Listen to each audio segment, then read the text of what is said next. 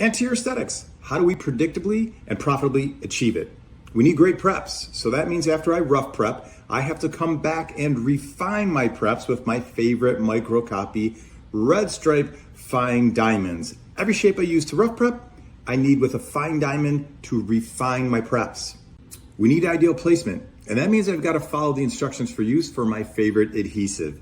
This is Adhesive I'm using. Its application is 20 seconds. I have to agitate it for those 20 seconds.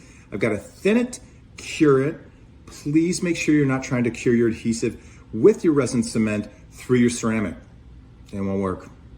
Seating our veneers. I like a light cure only cement. I like to start with my centrals and work my way posteriorly bilaterally. And then I want to stand up and take a look. And a light cure only cement gives me the time to do that. Then we have to cure. Some of you are wondering right now, what's that stuff on the borders of this ceramic case? That's glycerin gel.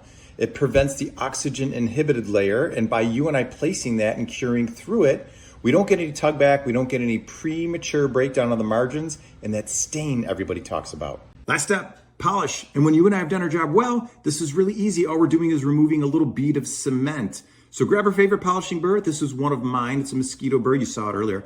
Buy a microcopy.